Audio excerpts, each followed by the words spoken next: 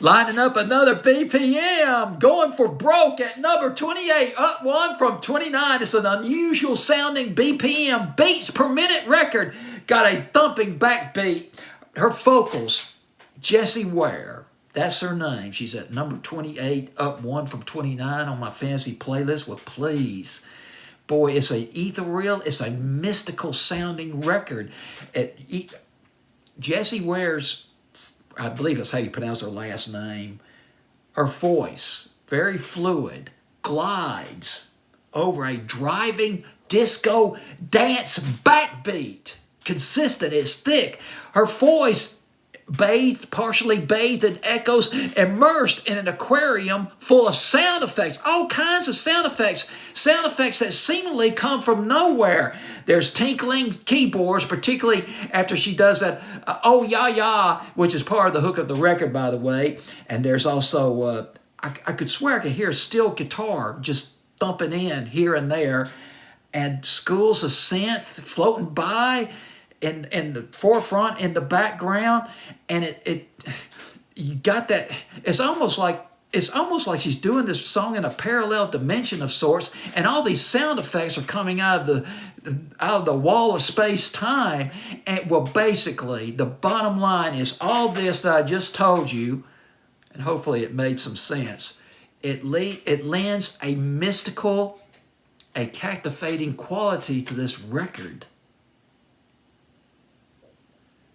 And I mean, it's not necessarily a #1 record for the pop charts, but boy, I'll go into the formats for this record in just a minute. It is on my fancy playlist, and was introduced to the song via Spotify months ago, 3 or 4 months ago, and finally wormed its way into my fancy playlist. And now I'm pretty infatuated with the record now.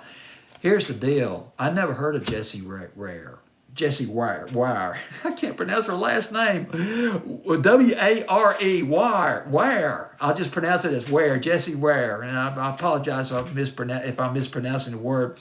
I didn't think I was going to find much about her on the internet. I thought she was just a brand new singer. Never heard of her. But when I looked her up on the internet, when I Googled her up, oh my goodness. There was a big write-up about her in Wikipedia. There's write-ups about her in several other sources. And all I could do is just scratch the surface about her. Jessie Ware, she is from England, London, England. She's part of the British soul scene, sort of a specialized soul scene. She's comparable with others like Lisa Stansfield. And when I saw that name, Lisa Stansfield, I was thinking, I'm listening to Please by Jessie Ware. I might have said Jessica, but it's Jessie Ware. And I was thinking, yeah, it does. I hear a little bit of Lisa Stansfield in there. Also associated with Karen Wheeler. Karen, if I remember correctly, she was in Soul to Soul back in the late 80s, early 90s. She did a solo thing in 1990, 91, and also compared with Tracy Thorn. Well, she got a degree in English literature. It did not necessarily start out with music. She got a degree in English literature at the University of Sussex. She was a journalist, but she kept one foot in the music industry. She did background vocals part-time for other artists, but she moved to the forefront, lead vocals on a song called Sound Clash by Wreck and Ruins, she started to pick up some momentum. In 2010, she came out with a song called Nervous. 2011, it was a song called Valentine, and she did that in conjunction with a vocalist and producer named Sam Sampha, I believe it's how you pronounce his name, Running in 2012. That was her first UK pop hit. Devotion, the album Devotion, her first album, debuted at #5 on the British album charts. Did a lot of touring. 2014, she did a song called Say You Love Me in conjunction, or worked with Ed Sheeran on that one. That was a top 40 in England. I listened to that song for the first time on YouTube a few minutes ago, and it's a little bit more mainstream. She delivers a powerful vocal on the record. She's a great singer. A little bit more mainstream than Please. I like Please. It's just a great record.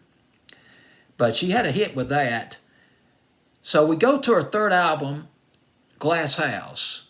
leading up to her third album, Glass House. But before that, though, she was really on the move before Glass House. She was a featured artist, a co-writer on songs like Confess to Me by Disclosure. She did one with Mayor Hawthorne. He did a great song back in 2012, but I can't remember the name of it. Haim, she did one with Haim, which they were not, they're good too. And then we got Glass House, her third album, but Glass House did not sell well, did not do well at all. She lost confidence or was losing confidence because of the poor sales. And Jessie Ware was thinking, maybe I just need to get out of the music business. It's just not working anymore. And she was tired of touring. She was exhausted. It was definitely time for a break. She had another project. She had a podcast called Table Manners. And that ginned her back up because she picked up 13 million listeners. And she started regaining her confidence. She thought, maybe I can do this music thing again. And she developed enough confidence. She got more comfortable in her skin. Got comfortable enough in her skin. Picked up enough confidence to work on her fourth album. And her fourth album is called What's Your Pleasure? Came out in 2021. But the song Please is on an album that came after that. It's called the Platinum Pleasure Edition, which came out on June the 11th, 2021. And Please is off of that. The album, What's Your Pleasure? Some of the album pays homage to Minnie Riperton, the soul singer. She had that song, had those birds tweeting in the background back in 1975. I think it was called Loving You. Boy, that brings back some memories. It's just amazing to me. A lot of the songs that I grew up with when I was a teenager and as a child, how they've all made it overseas and influenced other artists overseas. You know, it's just such a long way from Tuscaloosa, Alabama to London, England, if you know what I mean. And she was also influenced by the New York underground disco scene. So this record, so the formats for this record. Now here, okay, number one, adult alternative. No doubt about it. Adult alternative. Maybe, I know I'm pushing it. Adult contemporary. Start on it at night on an adult contemporary station. Pop. It's a different sounding record. It's not Ariana Grande.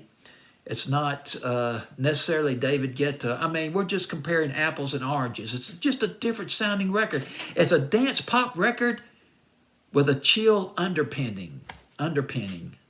A dance pop singer doing a little bit of chill. I was thinking dream pop, but after looking at a review about her album, I thought, well, maybe this is more of a chill than a dream pop excursion. Pop, adult contemporary, adult alternative. Alternative may be a stretch too. I mean, it may be a little bit hard to fit a song like this in between, say, a Foo Fighters and a Nirvana record. And I know I'm pushing it, but I think it's got possibilities on all those formats. It's a very exotic sounding dance record. And she gives it her all on this record. It's a very passionate, a little bit understated as can be expected, I guess. But, well, I'm rambling again. So I guess I better go ahead and quit while I'm still ahead. Well, let's buzz this baby up. Let's buzz it up. Another format this song could fit into, BPM. Beats per minute. Play it on a dance radio station. Play it on a rhythmic radio station. It's at number 28 on my fantasy playlist. Please by Jessie Ware. W-A-R-E. A buzz pick. Let's buzz this baby up big time. Take care.